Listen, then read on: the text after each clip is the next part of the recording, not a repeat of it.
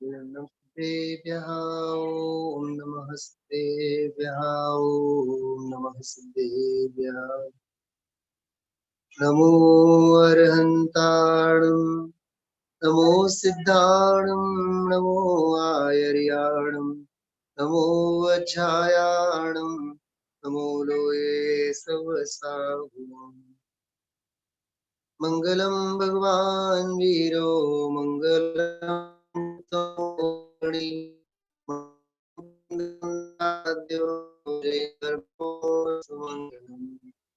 सर्वमंगल मांगल्यम सर्वकल्याणकारकम प्रधानम सर्वधर्माणां जैनम जयतु शासनम बीजराख फल भोग वे जो किसान जग माही त्यों चक्री सुख में मगन धर्म विसारे नाही।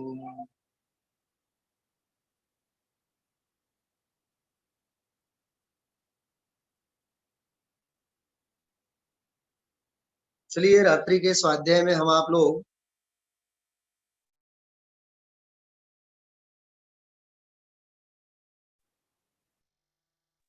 वैराग्य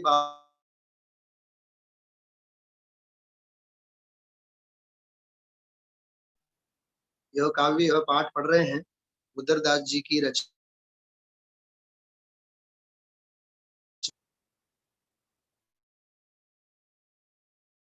बुद्धदास जी की यह अपूर्व रचना, इसमें संसार शरीर और भोगों से विरक्त होने की हम आप लोगों को प्रेरणा दी है।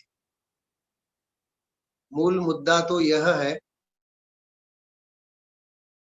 चक्रवर्ती का उदाहरण तो एक प्रथमान योग की शैली में दिया गया है, लेकिन प्रथमान योग की हर कथा, हर कथानक, हर प्रकरण जगत के जीवों के लिए भेद विज्ञान की प्रेरणा देने के लिए। क्या कहा?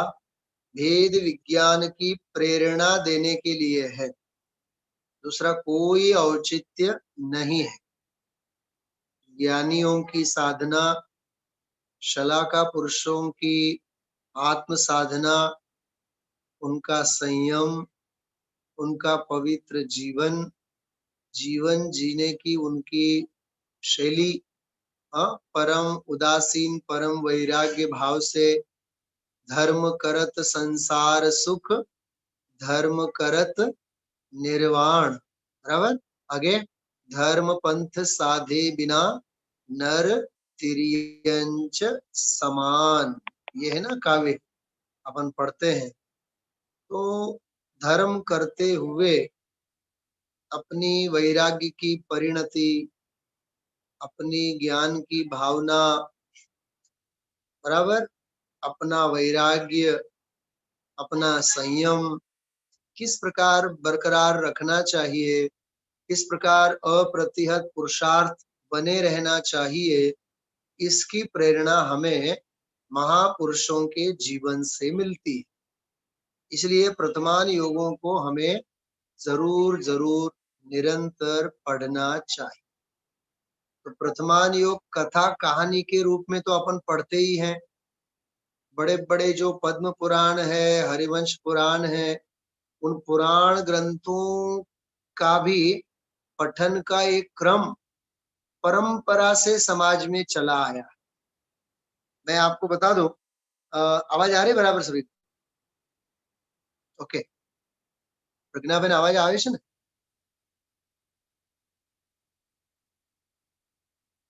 મુંબઈ વાળાને અવાજ આવે છે? હા પ્રજ્ઞાબેન તમને અવાજ આવે છે?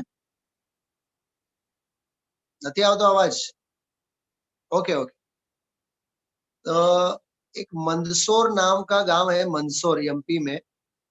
मंदसौर वो अफीम की खेती के लिए बहुत फेमस है। वहां चारों तरफ अफीम की खेती, जैसे कई जगह गन्ने की खेती होती है, ऐसे अफीम की खेती वहां जोरदार।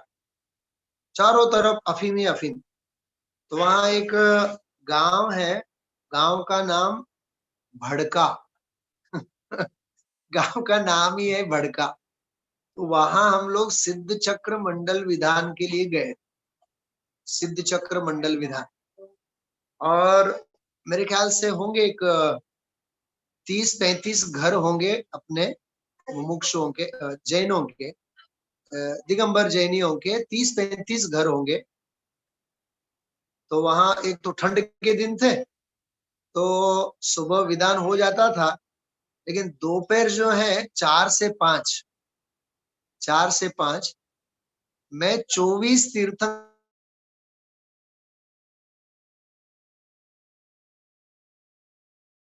तीर्थंकर का पुराण, और मूल मंदिर भगवान महावीर स्वामी का था, इसलिए भगवान महावीर स्वामी के पूर्व के 10 भव भवांतरों से संबंधित स्वाध्याय लिया था। और वो ये कब की बात है मालूम? ये लगभग 91-92 की बात कर रहा हूं मैं। जयपुर में मेरा केवल तीसरा साल था, और मैंने वहां एक स्वस्थ परंपरा देखी। और वो 24 तीर्थंकर पुराण में से भगवान महावीर का जीवन चरित्र ही लेने के पीछे एक मेरा औचित्य था। पहले तो मैंने जानकारी ली वहां लोगों की, भाई दोपहर स्वाध्याय में कौन आते हैं? तो बोले कि बहनें ही बहनें आएंगी, पुरुष लोग कोई नहीं आएंगे। कोई बात नहीं। फिर बोले कि मैंने कहा कि वो बहनें कुछ पढ़ती हैं, कुछ सुनती हैं। बोले कि वो लोग दूसरा कुछ भी समझ नहीं सकती है, संस्कृत प्राकृत कोई विषय की गहराई नहीं समझ पाती है, लेकिन उन महिलाओं में जो लगभग 40-45 महिलाएं होंगी, वो दिन में 3 बार सारी बहनें सुबह दोपहर और शाम तीनों टाइम 24 तीर्थंकर पुराण का ही वो वहां स्वाध्याय करती थी। सुना आपने मैंने क्या कहा? दिन में 3 बार, एक बार नहीं, दिन में 3 बार, 365 दिन, रोज रोज वे सुबह दोपहर और शाम तीनों टाइम 24 तीर्थंकर पुराण का ही स्वाध्याय वो करती थी। पद्म पुराण हो जाए, उसके बाद फिर हरिवंश पुराण, फिर आदि पुराण, वो भी ढूंढारी भाषा में, ओरिजिनल ढूंढारी राजस्थानी प्रादेशिक भाषा में वो पढ़ती। क्योंकि वो जो 40-45 बहनें थी, उनमें पढ़े लिखे बहुत कम थे, 2-4 होंगे, बाकी सब अंगूठा छाप। मैं आपसे कह रहा हूं 365 दिन सुबह दोपहर शाम 3-3 बार 24 तीर्थंकरों का पुराण पढ़ते हुए भी तत्व की भावना वो जीव वहां भाती थी कि नहीं, बताओ? हा? कौन से द्रव्य गुण पर्याय की सूक्ष्मता की उनको आवश्यकता है? महापुरुषों का जीवन चरित्र भी कितना प्रेरणादायी होता है, मैं ये कह रहा हूं। और सब घूंघट ओढ़ी हुई है, सब घूंघट ओढ़ी हुई। इसलिए आप सोचो, इतने कम पढ़े लिखे भी बहनें केवल और केवल एक श्रद्धा से महापुरुषों के जीवन चरित्र को समझते हुए अपने आत्म कल्याण के मार्ग में जब आगे बढ़ सकते हैं, बराबर। तो अपन तो समय सार पढ़ने वाले, प्रवचन सार पढ़ने वाले, तत्व सार सुनने वाले, क्या क्या नहीं सुनते हैं, क्रमबद्ध पर्याय की विशेष कक्षा सुनने वाले, परमात्म प्रकाश का स्वाध्याय करने वाले, गुणस्थान के बारे में सुनने वाले। सोचो तो सही आप, अपने पास तो कितना सारा विषय है, कितना सारा हम आप सुनते हैं। तो कहने का मतलब ये है, वो कम पढ़ी लिखी बहनें भी उतनी बड़ी चाव से, कम पढ़ी लिखी थी लेकिन श्रद्धा से कथा कहानी सुन करके हमारा जीवन सीता जी जैसा होवे, हमारा जीवन अनंतमती रानी जैसा होवे, हमारा जीवन मैना सुंदरी जैसा होवे। देखो, तुरंत अप्लाई करती थी वो अपने जीवन में। वो उन ज्ञानी महापुरुषों के जीवन के परिशह उपसर्गों आदि के बारे में सुन करके समता भाव से, शांति से, समाधान से, आनंद से, संतोष की भावना रखकर अपना जीवन जीती थी। बोलो ये प्रथमान योग का प्रैक्टिकल लाभ भी है कि नहीं, बताओ उनके जीवन में। हाँ, कौन सी समय सार की गाथा उन्होंने सुनी, कौन से बड़े बड़े ग्रंथ पढ़े, तो उनकी अपेक्षा से अपन लोग तो कहाँ है, विचार करो आप। हाँ, अपना पढ़ाई लिखना, हाँ, अपना स्वाध्याय, अपने प्रवचन, प्राकृत की गाथा गावे, संस्कृत के श्लोक गावे। हाँ, इतने बड़े बड़े प्रवचन अपन लोग समझ सकते हैं, क्या हिंदी में क्या गुजराती में। तो बोलो उन सब से अपन आगे हैं कि नहीं। मुझे लगता है कि यदि अपने जीवन में उन जीवों जैसी चर्या जो नहीं है, तो बेशक वो कम पढ़े लिखे अपने से आगे। हा? हम आप लोगों का तो यदि जीवन में चर्या में नहीं है, तो पोपट जैसा पढ़ना है और कुछ नहीं है। बुद्धि का व्यायाम है, व्यायाम, कसरत है, कसरत। सुमेर काका बराबर है। हाँ, जैसे शरीर के बीमार वाले, शरीर के जो बीमार होते हैं, देह से अस्वस्थ, वो जिम में जाते हैं। अपन लोग दिमाग के बीमार हैं, इसलिए अपन जिनवाणी सुनते हैं और क्या करते हैं। हाँ? आत्म स्वास्थ्य के लिए स्वाध्याय होना चाहिए, आत्म कल्याण के लिए स्वाध्याय होना चाहिए। ये केवल बुद्धि का व्यायाम नहीं है। क्या कहा, ये बुद्धि का व्यायाम, बुद्धि के व्यायाम के लिए स्वाध्याय नहीं है, ये केवल बुद्धि की कसरत, ये स्वाध्याय नहीं है। समझ में आ रही बात। एक क्षयोपशम ज्ञान का खेल मात्र नहीं है, आत्म भावना दृढ़ करने के लिए हम आप लोगों को स्वाध्याय करना चाहिए। तो मैंने थोड़ी सी बात जो बताई, प्रथमान योग के महापुरुषों के जीवन से हमें साधना, संयम, वैराग्य, भावना, अनुकंपा, हाँ, ये सारी बातें, भेद विज्ञान, हाँ,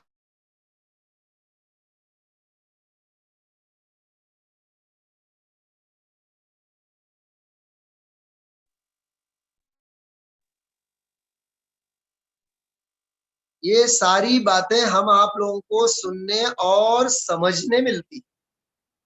समझ गए आप लोग क्या कह रहा हूं मैं। हाँ, अरे आप लोग एक बार 8वें अध्याय का चारों अनुयोगों से संबंधित जो प्रकरण है मोक्षमा प्रकाशक में, मोक्षमा प्रकाशक 8वां अध्याय और चारों अनुयोगों की अपेक्षा, आप उस 15, 20, 25 पेज का जो प्रकरण है वो पढ़िए। आप लोगों को लगेगा दिन में 4 बार स्वाध्याय करना चाहिए। सुबह प्रथमान योग, दोपहर द्रव्यान योग, करणान योग, शाम को चरणान योग, जो भी 4 टाइम चारों अनुयोगों का स्वाध्याय हमें करना चाहिए। मैं एक प्रश्न पूछूं आपसे।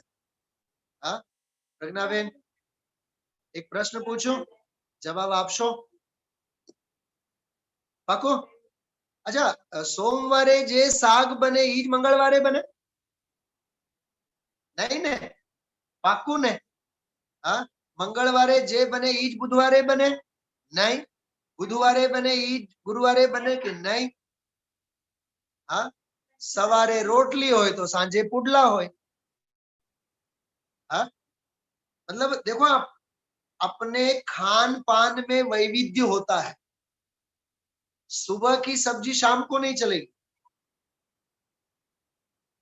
हाँ, अच्छा, खाने में चा थेपला, अरे पंडित जी साहब, कहीं जमवा में कहीं चा थेपला हो, तो बपोरे उठ्या बाद कुंभकर्ण ની નિદ્રા લીધા બાદ પછી ચા થેપલા। હા, સવારે તો જોરદાર હેવી બાદામનો હલવો। હા, આપણા કાઠિયાવાડમાં શાક શું કહેવાય, બધું શાક ભેળવીને બનાવો, શું કહેવાય એને? ઊંધિયું। હા, બોલો કેટલું વૈવિધ્ય જોઈએ। તો મારો પ્રશ્ન છે, મારો પ્રશ્ન કયો છે ખબર? स्वाध्याय में वैविध्य न जोइए। हाँ, मतलब खान पान में वैविध्य चाहिए, स्वाध्याय में वैविध्य नहीं चाहिए। बस एक ही अनुयोग को पकड़ के बैठो। तो आचार्यों ने चारों अनुयोगों में लिखा क्यों है? चारों अनुयोगों में लिखा क्यों है? हा? समझ गए बात? चारों अनुयोगों का स्वाध्याय होना चाहिए। हा? अब आप लोग कुछ लिखेंगे, मैं कुछ पॉइंट बोलता जाऊंगा, लिखना आप लोगों की जवाबदारी। मैं सीधा सीधा बोलता जाऊंगा शताब्दी एक्सप्रेस से, ठीक है? ये मैं बात आपसे कह रहा हूं, बंबई वाले सुनाई दे रहा है? हाँ, माँ जी और बहू रानी दोनों को सुनाई दे रहा है? हाँ, चलो सुनो।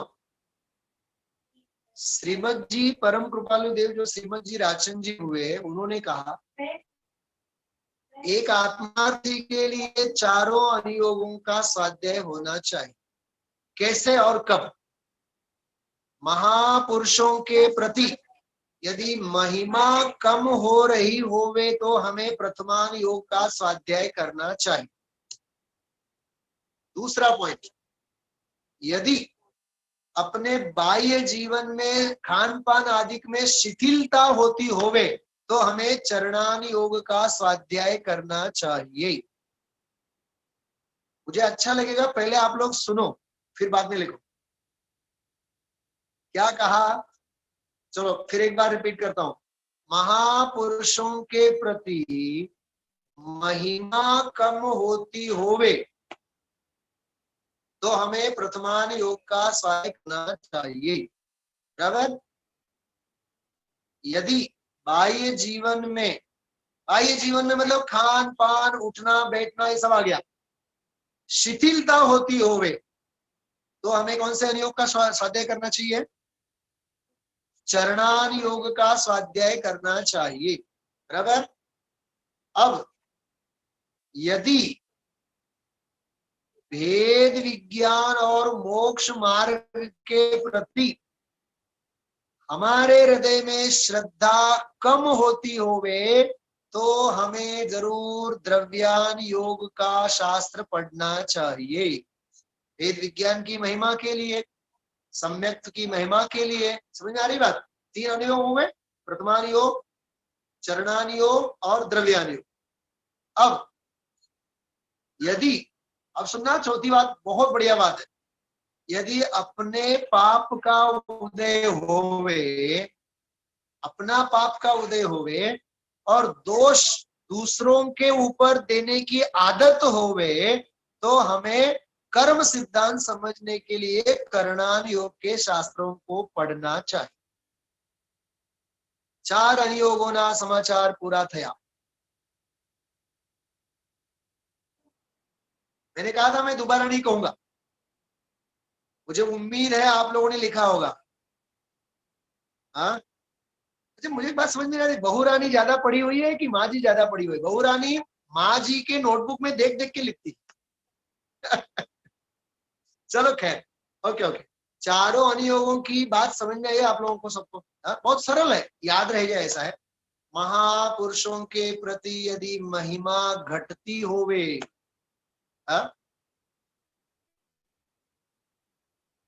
मेरा बस चले तो आपको 2-4 दिन तक यही विषय लो, इतना बढ़िया विषय, इतना सुंदर है। पहले मैं आपसे सवाल करता हूं, सुनो। सगर्भ अवस्था में सती अंजना जंगल में थी कि नहीं? गर्भ अवस्था में राधिका वाला संभळाय छे? हाँ तो हाँ पढ़ो ए। हाँ, हवे हवे हवे संभळाय। सगर्भ अवस्था में अंजना सती अंजना जंगल में हता, बरोबर? એને કોઈને દોષ આપ્યો? પોતાના કર્મોની વિચિત્રતામાં કોઈને એને ગાળ દીધી, કોઈને દોષારોપણ કર્યો, આંગળી એને ચીંધી નહીં ને? કેમ કે એમના પરિણમનમાં કરણાન યોગ હતો. પકડાનો? કેમ કે પોતાના પાપના ઉદયમાં કોઈ પ્રત્યે આંગળી ચીંધવાનું ન હોય, આને આમ કર્યું માટે આમ થયું એવું ન હોય. બોલો, સત્યાંજના ને એનો ખ્યાલ હતો કે નહીં? આ એક દાખલો. બીજો, सीताजी ने जारे कृतांत चक्रवर्ती सेनापति जंगल में छोड़ने गया शिखर जी की यात्रा के बहाने, और शिखर जी की यात्रा भी करा के लाया और जंगल में छोड़ा और बोला कि माता जी इच्छामि दुक्कड़म, क्षमा भाव असुद्या, हाँ मेरी कोई गलती नहीं है, ये तो रामचंद्र जी ने, हाँ सम्राट राम जी ने मुझे सूचना दी थी, मैं आपको छोड़ने यहाँ आया हूं, तो मुझे आप माफ कीजिए। उसके बाद जो सीता जी ने बोला, जो आप सबको पता है, हाँ यदि राज्य के भय से, लोक लाज से मुझे छोड़ा कोई बात नहीं है, लेकिन लोक लाज और लोक भय के डर से धर्म को मत छोड़ना, इसमें आपका कोई दोष नहीं है। और हे पुत्र, देखो सुनो, उस मंत्री से क्या कहा उसने, सीता ने, हे पुत्र, पुत्र का पुत्र, हे वत्स, इसमें तेरा भी कोई दोष नहीं है, मेरे ही पूर्व में किए हुए कर्मों का दोष है। बोलो ये कौन से अनुयोग की उसकी समझ है सीता जी, कौन सा अनुयोग झलकता है? बात समझ में आ रही है आप लोगों को? कर्णानुयोग, कर्णानुयोग। हाँ, मैं तो अब संयम अंगीकार करके आत्म साधना करूंगी। क्या कहा? मैं तो अब संयम अंगीकार करके अर्जिका की दीक्षा लेकर के मैं संयम के मार्ग में आगे बढ़ूंगी, अब मैं लौट के राज्य में नहीं आऊंगी। ये बोलो कौन से अनुयोग का विवेक है, कौन सा अनुयोग है ये? संयम वाली बात आई ना, कौन सा अनुयोग है? बोलो, त्याग वैराग्य और संयम की बात कौन से अनुयोग में आती है? चरणानुयोग। कौन से अनुयोग में? चरणानुयोग। अब मुझे प्रमाद नहीं करना है, मुझे तो अब संयम के मार्ग में आगे बढ़ना है। बोलो, ये चरणानुयोग की समझ शक्ति उसके जीवन में थी कि नहीं? हाँ, तीसरा उदाहरण, कर्णानुयोग का भी मैंने कहा, चरणानुयोग का भी कहा, ओके, एक ही एक उदाहरण के ऊपर। अब तीसरा उदाहरण, गजकुमार मुनिराज, गजकुमार मुनिराज ध्यान में बैठे हुए, बराबर, और मस्तक के ऊपर जलती हुई सिगड़ी रखी गई। अब सुनो, देखो एक एक शब्द में एक एक अनुयोग में बोल रहा हूं, ध्यान से सुनना। ये तो मेरे ही पूर्व कर्मों का उदय है। कौन सा अनुयोग? कर्णानुयोग, बराबर। मुझे भेद ज्ञान के मार्ग पर अडिग बने रहना है। कौन सा अनुयोग? द्रव्यानुयोग। कौन सा अनुयोग? हाँ, मैं मेरे आत्म ध्यान में, मेरे भेद विज्ञान के पथ पर मुझे अडिग बने रहना है, मुझे इससे विचलित नहीं होना है। कौन सा अनुयोग? द्रव्यानुयोग। मुझे शुद्धोपयोग से च्युत नहीं होना है, मुझे अशुभ भाव नहीं करने हैं, मेरे निर्विकल्प संयम में ही मुझे बने रहना है, मुझे शिथिलता और प्रमाद का पोषण नहीं करना है। ये कौन सा अनुयोग? वैशाली जी तो बोल रहे कोई भी अनुयोग नहीं है। अभी किया ना आपने ऐसा? कौन सा अनुयोग में नाम पूछ रहा हूं?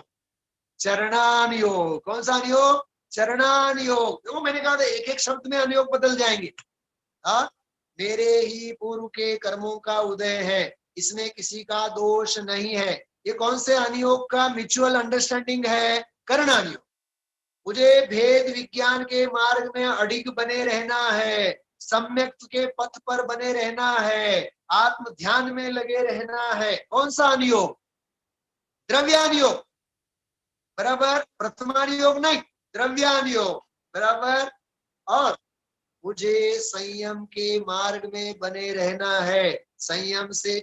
अभी आप लोगों ने लिखा है वो कहीं भी नहीं है, वो अब उसमें ढूंढना मत आप लोग, बार बार आप जो लिखा हुआ है उसमें ढूंढ रहे हैं, उसमें कुछ भी नहीं है। मैंने जो लिखवाया है उसमें कुछ भी नहीं है। थोड़ा सा मौलिक सोचना चाहिए। आप लोग कहेंगे पंडित जी आप सोचेंगे, हम कहा, आप लोग महापंडित हो, हम तो पंडित हैं। हाँ समझाए छे। हाँ? ऐसे प्रैक्टिकल सोचो आप। हाँ? तो गज कुमार मुनि के माथे पे जलती हुई सिगड़ी रखी है, पूर्व कर्म का उदय है, इसमें किसी का दोष नहीं है, ये करणान योग। बराबर। मुझे भेद विज्ञान के मार्ग में अडिग बने रहना है, ये द्रव्यान योग। मुझे असंयम का सेवन नहीं करना है, मुझे संयम के मार्ग में लगे रहना है, इसका नाम है चरणान योग। और ऐसा विराट व्यक्तित्व, उपसर्ग जयी, परिशह जयी वाली जो स्थिति है, परम पवित्र जीवन है, पुण्य पुरुषात्मा का जो जीवन है, वह वर्तमान योग। तो अब जब गजपंथा जब भी जाओ, क्या कहा, क्या कहा मैंने, अब गजपंथा जब भी जाओ तो वहां उपसर्ग केवली ऐसे गज कुमार मुनिराज को मन ही मन में ध्यान करके चारों अनुयोगों का बोध पाठ ले करके आना। क्या कहा, अब वो नासिक से खिसमिस लाओ के नहीं लाओ चलेगा, समझाणु का। हाँ? हमें गजपंथा जाकर के गज कुमार का चारों अनुयोगों का संदेश लाने का मन नहीं करता है, लेकिन नासिक की किसमिस तो जरूर लेके आते हैं। तो श्रद्धा बोल रही है, वो क्या किसमिस મળે, હવે આપણે જાસુ ત્યારે લઈ આવશું। हाँ? क्या कहा मैंने, अरे गजपंथा जाओ तो गज कुमार मुनिराज के जीवन में से चारों अनुयोग सीख के आओ। हाँ? आज जो क्रमबद्ध पर्याय की कक्षा में मैंने कहा था, शास्त्रों में मार्ग है, लेकिन मार्ग का मर्म तो ज्ञानियों के हृदय में। देखो, भूमि शुद्धि करके अपने को चलना चाहिए, ये क्या है, चरणान योग। क्या कहा, देख के उठाना, देख के रखना, रसोई पानी आदि में संयम से बरतना, पानी अधिक ढोलना नहीं, ये सब क्या है, पवित्रता से शास्त्र स्वाध्याय आदि करना। क्या कह रहा हूं मैं, अशुद्धि नहीं। यदि अशुद्धि पूर्वक शास्त्र स्वाध्याय आदि किए जाते हैं तो ये चरणान योग की विराधना है। समझ में आ गया। द्रव्य शुद्धि होनी चाहिए कि नहीं, द्रव्य शुद्धि। तो द्रव्य शुद्धि, भाव शुद्धि पूर्वक शास्त्रों का स्वाध्याय करना, ये विवेक चरणान योग का विवेक। समझ में आ रही बात है। इस प्रकार से चारों अनुयोगों का स्वाध्याय जीवन में बहुत जरूरी। चलो, श्रीमद जी के जो मैंने 4 पॉइंट बताए वो याद रह गए कि भूल गए, डायरी में मत देखना, लिखा हुआ है उसे मत देखना, याद होने चाहिए। ये किसके लिए है, याद रखने के लिए। क्या बोलेंगे इसको, सीपीयू।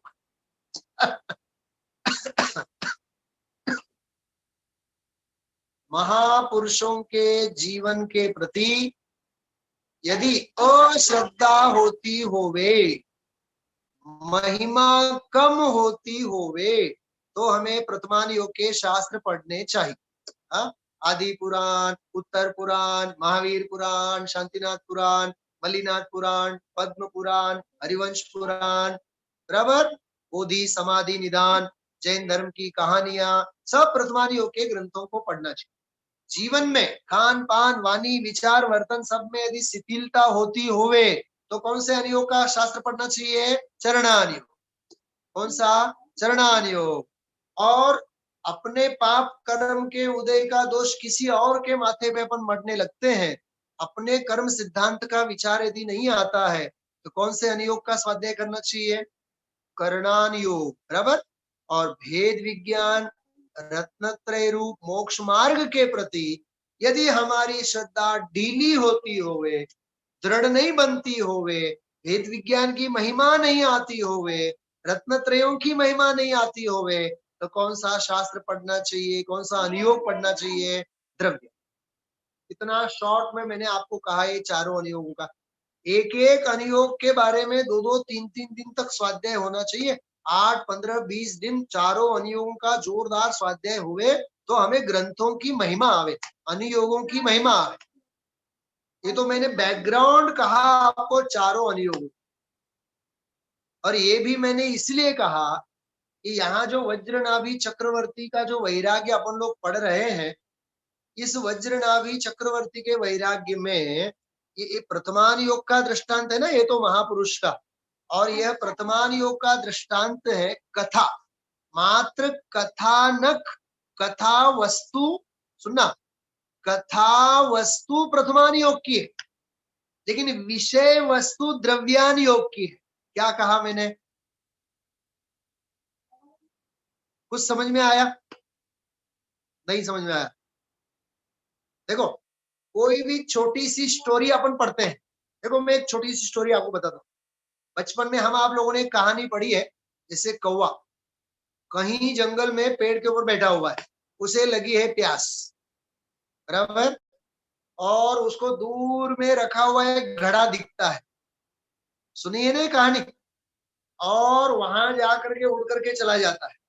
फिर घड़े में पानी थोड़ा सा था नीचे, अब अंदर जाके पी नहीं सकता था, तो उसने क्या किया, छोटे छोटे छोटे छोटे कंकड़ उस घड़े में डाले। फिर वो जैसे कंकड़ ऊपर ऊपर ऊपर आते गए, पानी भी ऊपर आता गया, फिर अंदर में चोंच डाल करके पानी पी करके वहां से उड़ के चला गया। ये कहानी आप लोगों ने सुनी होगी, मैंने भी सुनी है। ये कहानी हमें कुछ बताती है कि नहीं? हाँ, हर हाल में हमें उद्यम नहीं छोड़ना चाहिए, पुरुषार्थ हमें करते ही रहना चाहिए, लेकिन लगनी चाहिए हमें प्यास, लगनी चाहिए हमें भूख। कैसी? कौवे जैसी। क्या कहा? हाँ, असली प्यास लगी थी ना कौवे को, तब तो बुद्धि सूझी कि नहीं, विचक्षणता है कि नहीं उस कौवे में? हाँ, कहने का मतलब ये है कि छोटी सी कहानी में से भी हमें बोध पाठ मिलता है कि नहीं, शिक्षा मिलती है कि नहीं, सीख मिलती है कि नहीं। वो जो शिक्षा है, वो जो सीख है, वह जो मार्गदर्शन है, उस मार्गदर्शन का नाम ही है द्रव्यान योग। और पूरी कथा क्या है? वो कथान योग, वो प्रथमान योग। वो कथा हो गई कथा वस्तु, कथा हो गई कथा वस्तु, और उसमें जो बोध पाठ था, भावार्थ था, वह उसका था, उसकी विषय वस्तु थी। वो विषय वस्तु द्रव्यान योग है। बात समझ में आ रही है? हाँ, कठिन तो नहीं पड़ रही ना? अच्छा, इसमें देखो आप, वैराग्य भावना में हम आप लोगों ने चारों गतियों के दुखों से संबंधित वज्रनाभि चक्रवर्ती का वैराग्य हम आप लोगों ने सुना, बराबर। अच्छा, ये चारों गतियों के दुखों का विषय 12 भावनाओं में कौन सी भावना में आती है बताओ तो? आप लोगों के पास जिनेन्द्र अर्चना है ना, जिनेन्द्र अर्चना, उसमें देखो आप, ये वैराग्य भावनाएं जो है उसके बाद बाद में ही है। आप चाहे तो छड़ाला ही निकालो ना, आप छड़ाला, इसमें देखो पांचवी ढाल,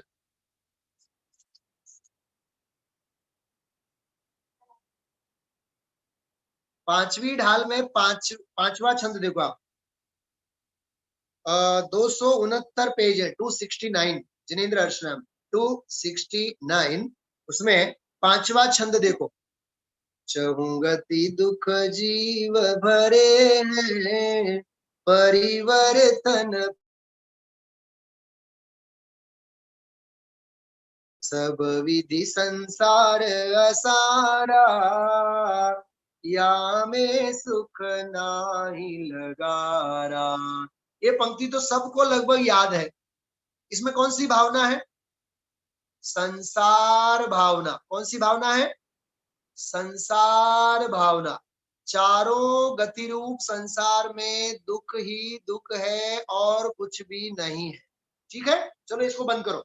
अपन लोग जो वैराग्य भावना में पढ़ रहे हैं उसमें 3-4 छंदों में चारों गति के दुखों की बात आई थी ना, कल भी परसों भी अपन ने देखी थी। नरक गति में, पशु गति में, देव गति में और मनुष्य गति में। याद आ रहा है सभी को? हाँ, तो इसमें चारों गतियों के दुखों की बात आई थी कि नहीं? वो कौन सी भावना थी? 12 भावनाओं की भाषा में कहे तो संसार भावना। कौन सी भावना थी? संसार भावना। और दूसरी बात सुनो, थोड़ी मार्मिक बात है, गहरी बात है। 12 भावनाओं में एक लोक भावना आती है। 12 भावना में कौन सी भावना आती है? लोक भावना। लोक भावना में भी कुछ ऐसा ही चिंतन होता है। तीनों लोकों में जगत के सारे जीव दुखी हैं, तीनों लोकों में कहीं भी सुख नहीं है, और तीनों लोकों का कोई करता धरता हरता नहीं है। मतलब जगत के किसी भी जीव के सुख दुख का करता हरता धरता अन्य कोई नहीं है। ये अपने अपने कर्मों से ही जीव दुखी होते हैं। ऐसा चिंतन भी लोक भावना में होता है। तो ये जो चारों गतियों के दुखों का जो वर्णन आया वैराग्य भावना में, वह संसार भावना भी कहो अथवा लोक भावना भी कहो। समझ में आ रही है? उसकी गहराई समझ में आ रही है? क्या कहा मैंने?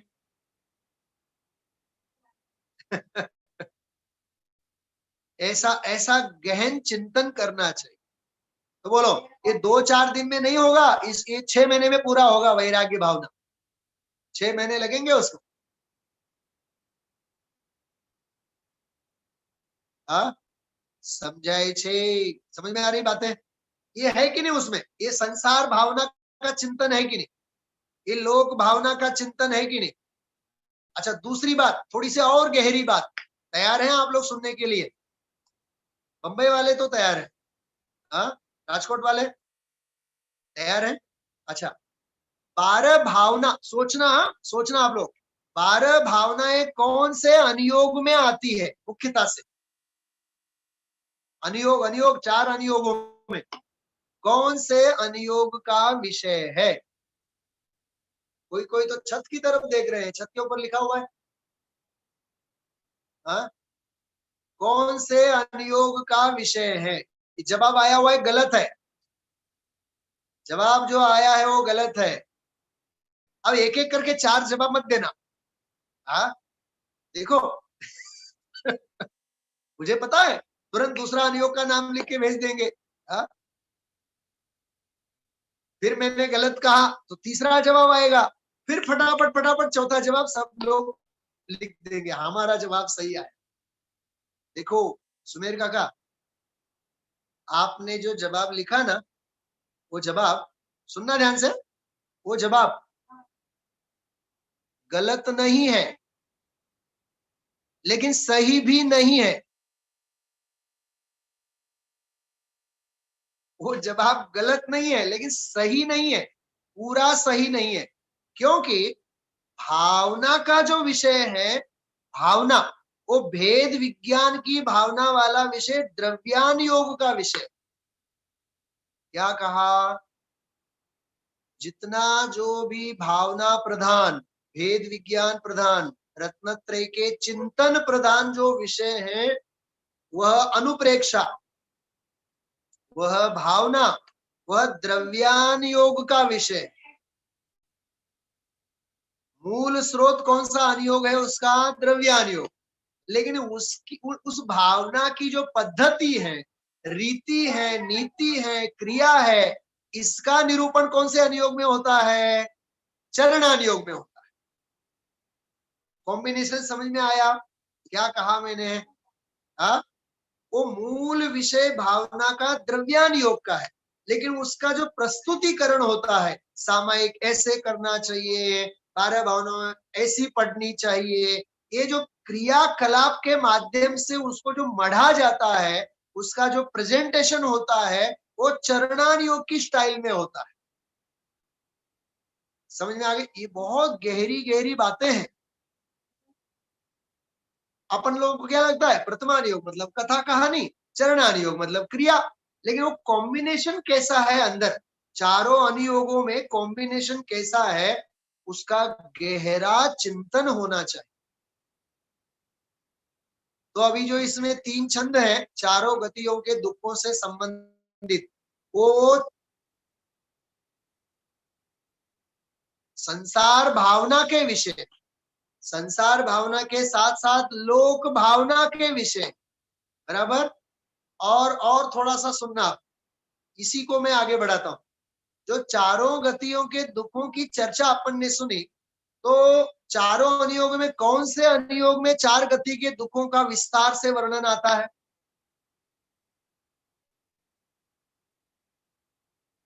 बोलो, जोर से बोलो। वैसे भी मुझे नहीं सुनाई देने वाला है, लेकिन मैं समझ जाऊंगा कौन सा अनुयोग बोल रहे हैं। एक तो प्रथमानुयोग, कौन सा? प्रथमानुयोग, है ना। हजारों पेज भरे रहते हैं कि नहीं चारों गति के दुखों का वर्णन, लेकिन प्रथमानुयोग के साथ साथ कारणों की जो चर्चा होती है, कर्म सिद्धांत की चर्चा, वह करणानुयोग। तो 4 गति के दुखों का जो विषय है वो प्रथमानुयोग का विषय है और करणानुयोग का विषय। समझ में आ रही बात?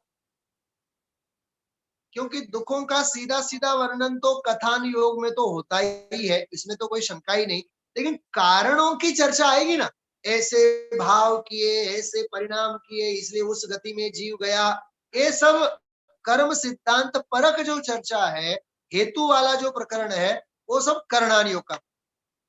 देखो, हम आप लोगों ने साथ साथ में प्रथमान योग का, करणान योग का, हाँ बराबर, संसार भावना का, लोक भावना का, ये सब विषय हम आप लोग पढ़ते पढ़ते पढ़ते हुए गए हुए हैं। ये उसका डेप्थ है, ये उसकी गहराई है, और उस गहराई को हमें समझने के प्रयत्न जरूर करने चाहिए। तो आज अब अंतिम बात मैं करता हूं, 2 मिनट में पूरी करते हैं। अच्छा, ये जो छंद नंबर आया इसमें 7 8 के बाद, जहां से हम आप लोगों ने विषय लिया, 8वें से लेकर के 8 9 10 11, बराबर, इतने छंद हुए हैं अपने। इसमें देह की मलिनता के बारे में विषय आया ना, मैंने कहा भी है 2 3 बार। तो देह की मलिनता, देह की गलीचता, देह के प्रति निर्ममत्व भाव की बात, ये कौन सी भावना का विषय है बोलो? 12 भावनाओं में कौन सी भावना है? हाँ, बहुत बढ़िया, अशुचि भावना। कौन सी भावना? अशुचि भावना। देखो आप, 2 पंक्ति में संसार भावना की बात आई, हाँ, 2 4 पंक्तियों में सारा प्रकरण आया अशुचि भावना का। देखो अब छंद में कितने कितने मर्म छुपे हुए, इसलिए ये केवल कोई पाठ नहीं है, ये केवल कोई कविता नहीं है, इसमें इसमें जो छुपे हुए गहरे रहस्य हैं अनुयोगों के, भेद विज्ञान के, करणान योग के, प्रथमान योग के, उन सिद्धांतों को भी हमें समझने के प्रयत्न करने चाहिए, बराबर। इस रूप से 11 छंद हुए हैं, उसमें तो विषय भोगों आदि की चर्चा उसमें आई थी, और उसके बाद वाला जो 12 13 और 14, इन तीनों छंदों में भी अभी भेद विज्ञान की भावना वाला विषय है, बराबर। और उसके बाद चक्रवर्ती के वैराग्य की बात आएगी, फिर वो चक्रवर्ती सब छोड़ छाड़ करके दीक्षा लेकर के चले जाएंगे। तो इस प्रकार से आगे का भी प्रकरण आएगा, अपन लोग आराम से लेंगे इसको, कल परसों और चलाएंगे जोरदार, बराबर। अभी का समय हो गया है, मैं अभी आज जो अपन ने गहरी और गंभीर चर्चा चारों अनुयोगों की अपेक्षा से की है, बराबर आप लोग लिखना, लिख के रखना, और आप लोगों को यदि मन होवे, जो पॉइंट्स आज बनाए हुए हैं, थोड़ा दिखाना आप लोगों ने जो लिखा है वहां से, अभी जो लिखा है वो दिखाओ जल्दी, 1 मिनट में। हाँ चलो, बहुत अच्छा। चलो नंबर 1। हाँ, बम्बई वाले क्यों नहीं दिखा रहे? हाँ आप लोग, हाँ चलो बहुत बढ़िया। आप लोग ऐसे नोट्स बनाया करो, ये संग्रह होना चाहिए अपने पास। और इसको ये तो रफ है, आप लोगों ने जो लिखा है रफ है, फिर 2 घंटे बैठ करके फिर करना, फिर रंगोली करना। अभी दिवाली के दिन है तो कलरफुल बढ़िया करके फिर मेरे पास भेजना। और कोई नया प्रमेय, जैसे कल डॉक्टर साहब ने नहीं कहा था, हुकुमचंद जी पंडित जी साहब ने मुझे नहीं कहा था, हाँ मुझे भी सुनाना। हाँ क्या बोले हो, ये जो क्रमबद्ध पर्याय के स्वाध्याय तुम ले रहे हो ये मुझे भेजना। कोई नया प्रमेय नया चिंतन हो तो मुझे भी लाभ बोलो। इतना बड़ा विद्वान, विश्व कोटि का विद्वान आज कितनी सरलता से इतनी गहरी बात कह दी, आप सोचो।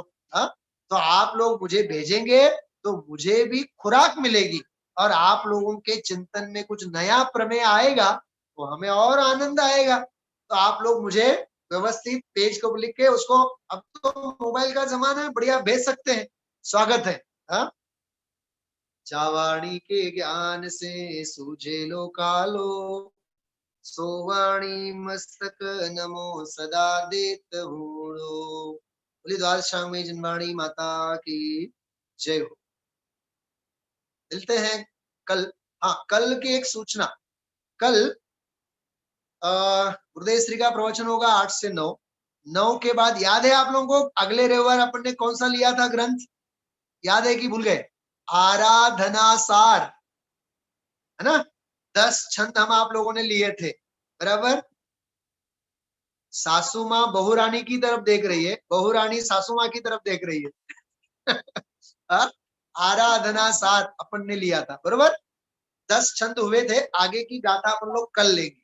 ओके, और उसके बाद ये अपना स्वाध्याय चलेगा 9 से 9:45, फिर 10:15 से 11 बजे तक, कल रविवार का दिन है, 10:15 से 11 बजे तक हम आप लोग कर्णान योग का 12वें गुणस्थान का एक विषय चल रहा है, कर्णान योग की विशेष कक्षा चलेगी। आप लोग स्वागत है आप लोगों का।